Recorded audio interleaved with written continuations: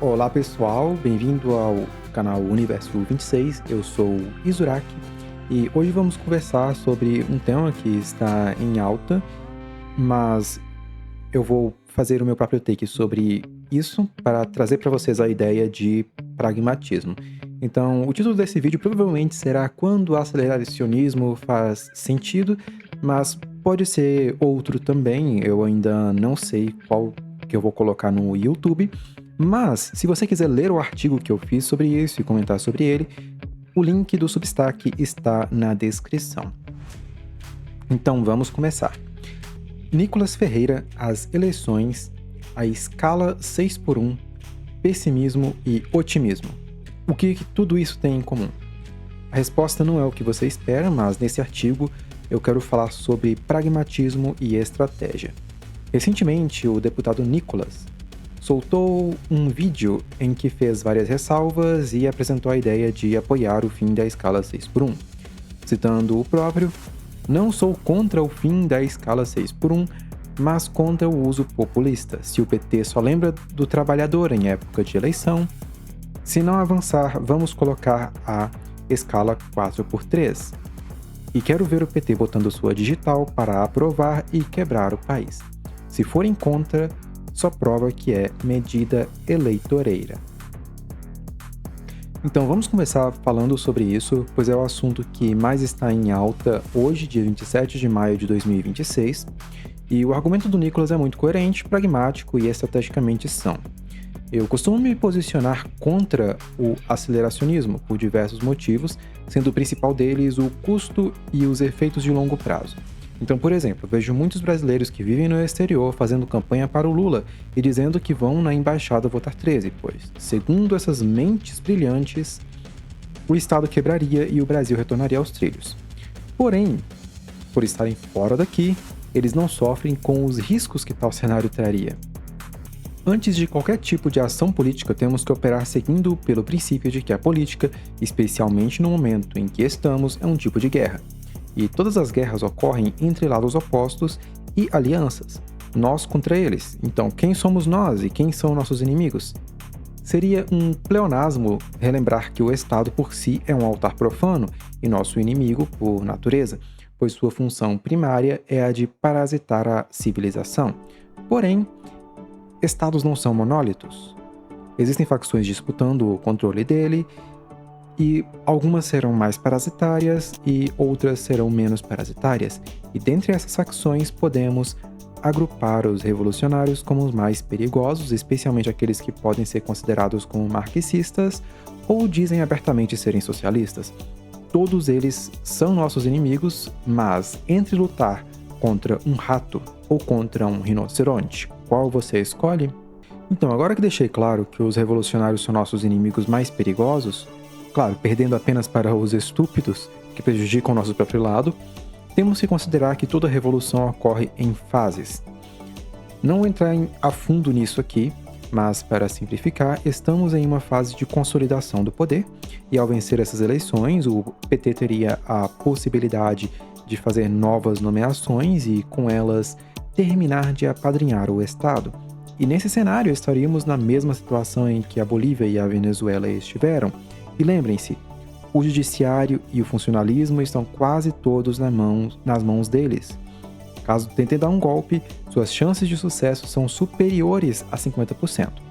Então, agora que delimitamos quem são os inimigos e temos que aplicar o pragmatismo, mas o que essa palavra significa, afinal? Bom, existem dois tipos de pragmatismo. O pragmatismo real e o que os estúpidos compreendem quando falamos essa palavra. Para os estúpidos, pragmatismo é fazer o melhor movimento no momento. O estúpido não considera os efeitos de longo prazo, de segunda e terceira ordem. Ele quer apenas aquilo que lhe confere vantagem, ainda que momentânea. É o ri-ri levei vantagem. Infelizmente, a direita brasileira está praguejada por estúpidos e o MBL é o grupo que mais representa essa distorção de compreensão, mas não pelo motivo que vocês imaginam. Eles não se preocupam com as consequências negativas que sua atuação política possa causar, quem será prejudicado, quantas vidas serão destruídas quando apoiam algum projeto inútil ou apoiam alguém que é mau caráter. é o poder pelo poder, e nesse fogo cruzado, quem se ferra é você. Só que aqui eu tenho que fazer uma ressalva. O MBL é internamente coerente. Isso significa que, por mais que eu esteja colocando eles juntos com os estúpidos aqui, claramente não é um caso de estupidez, é um caso de maldade. O objetivo pelo qual eles se alinham é o poder pelo poder, e isso significa que eles estão dispostos a fazer sacrifícios para atingir esse fim. E como diz o Lord Farquaad do filme do Shrek, alguns de vocês irão morrer, mas este é um sacrifício que eu estou disposto a fazer. Então, voltando ao assunto, para a surpresa de ninguém, os estúpidos estão contra o pragmatismo do Nicholas, pois isso os prejudicaria no curto prazo, pois não estão alinhados com o transcendente, que é o futuro que eles desejam alcançar também. Então resta à direita ideológica o papel de tomar as decisões corretas, certo? Errado. Como é ensinado pelo Deus Equius, o futuro está sempre em superposição, e monoteístas têm dificuldade para compreender esse conceito porque eles veem a história como um início e um fim. Então eles meio que colocam uma viseira metafísica na cara. E por que eu estou mencionando isso? O cristianismo é muito forte na direita e por isso eles não estão dispostos a fazer o sacrifício de curto prazo em prol de um benefício de longo prazo.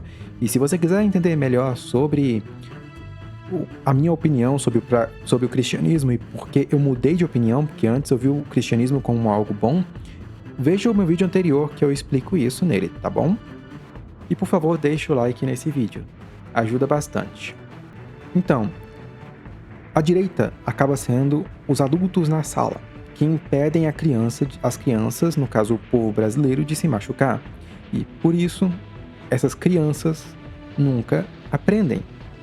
O Nicholas quebra essa barreira, então claramente ele tem 3 dígitos de QI, está disposto a deixar que as crianças se machuquem, está disposto a deixar que o povo brasileiro encontre a consequência do que eles estão pedindo.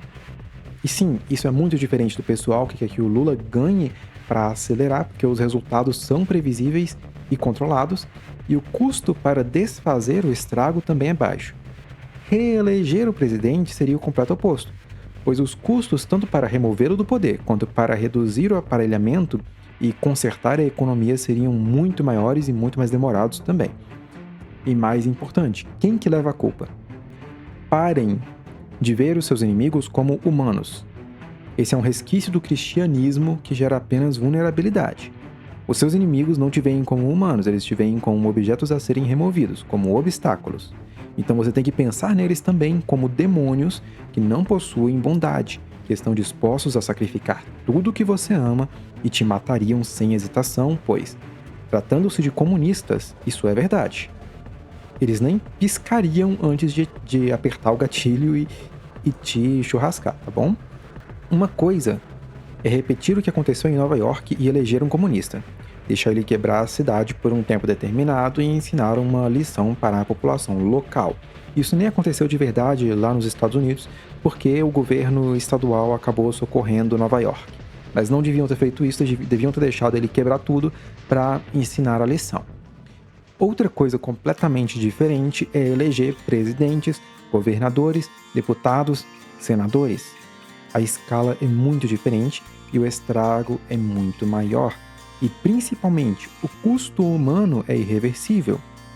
Tal cenário materializará um futuro em que muitas vidas serão sacrificadas. E para quê? Para mostrar a arrogância intelectual dizendo que avisou? Então, sim, o Nicholas está sendo pragmático, ele está agindo corretamente, pois fazer o papel de adulto na sala só prejudica nossos aliados e beneficia nossos inimigos. E a ação dele inverte o jogo, pois coloca os inimigos na posição de ser o adulto na sala e votar contra essa medida populista. Então vamos para a parte 2 desse vídeo. Pessimismo ou otimismo? Qual que é o mais pragmático? Então vamos analisar o cenário que ocorreu nas eleições passadas. Por que o Bolsonaro perdeu, mesmo tendo todas as vantagens e a máquina na mão?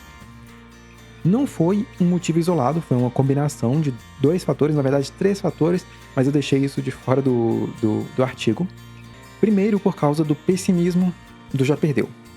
O hoax, o boato de que as urnas seriam fraudadas, a teoria da conspiração, da fraude nas eleições, isso criou uma heurística na mente de que não vale a pena ir votar, e já foi comprovado que esse foi o motivo da derrota, porque os bolsonaristas deixaram de votar porque acreditavam que teria fraude ou porque se convenceram que já tinham ganhado e o seu voto não faria diferença. Então, esqueçam esse papo de fraude e confrontem qualquer um que levantar essa pauta antes da eleição. É um tiro no pé. E o segundo motivo é o que está se repetindo agora mesmo na bolha bolsonarista. Eu não estou nessa bolha, mas às vezes ela aparece no meu Twitter. Intermediar a ideia de que já ganhamos é tóxica. E todos os militantes deveriam repudiá-la e confrontar aqueles que levantam esse tipo de narrativa. A melhor posição nesse momento é o intermediário. Não do otimismo, que eu falei do já ganhamos, mas do pessimismo funcional. Esse não se limita ao derrotismo do já perdemos, nem ao otimismo do já vencemos, e sim ao otimismo pessimista do podemos vencer. Nós vamos perder, mas nós ainda podemos vencer. Então, claro, se lutarmos por isso e sairmos de casa para votar no dia do pleito, a gente vence. Basicamente, essa que tem que ser a mentalidade.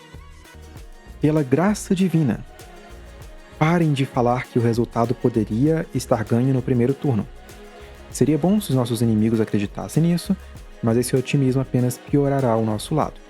O mesmo vale para o papo de fraude. E agora, como quase ninguém chega ao final, posso falar a parte mais polêmica e explicar o motivo de eu estar fazendo esse vídeo. Eu sou representante de uma religião? Sim, eu sou o fundador do Templo de Gartna. Então, é correto estar me envolvendo com política? Em condições mais favoráveis, a resposta seria um claro e firme não. Porém, não é tão simples assim, e para explicar isso eu vou citar um trecho do livro que eu escrevi sobre minha religião. Link na descrição para quem quiser comprar ele e me ajudar, ajuda muito, tá bom? Ainda assim, nem tudo são flores murchas no abismo. Nem tudo está irremediavelmente perdido. Existem linhas temporais, ramificações ainda frágeis, mas reais, em que a realidade muda de configuração e o jogo se quebra. E essa possibilidade depende inteiramente dos fiéis de Gartna, que se recusam a aceitar o jogo como inevitável. Espalhem a mensagem sem medo, deixem que os deuses alcancem aquelas almas que clamam por eles nas profundezas do desespero silenciado. Conquistem corações e mentes. Compartilhem esse livro como quem lança sementes em solo árido, pois cada mente que desperta enfraquece a estrutura inteira até que ela começa a colapsar sob o próprio peso, tornando-se insustentável. Não tentem salvar o sistema, isso apenas garantiria sua perpetuação. Mantenham-no tolerante o suficiente para que o templo sobreviva e cresça nas frestas. Adaptem-se sem se curvar, porque a verdadeira revolução não virá em campos de batalha com armas, foices, martelos ou machados, mas com um despertar espiritual silencioso, quase imperceptível que, quando finalmente for notado pelos administradores, será tarde demais para contê-lo. Então, como puderam perceber, o pragmatismo é um dos valores dessa religião, e agora a ação mais pragmática é a de incentivar a participação política e definir de antemão qual lado será mais tolerante ao nosso crescimento. Como diz ali, mantenham-no tolerante o suficiente para que o templo sobreviva e cresça nas frestas. Então, esse é o fim do vídeo. Por favor, comente, deixe sua opinião nos comentários. Eu leio e penso em todos eles e posso responder imediatamente ou em outro vídeo. Obrigado por chegar aqui. Não esqueça de deixar um like e se inscrever no canal, porque isso ajuda muito. E até a próxima.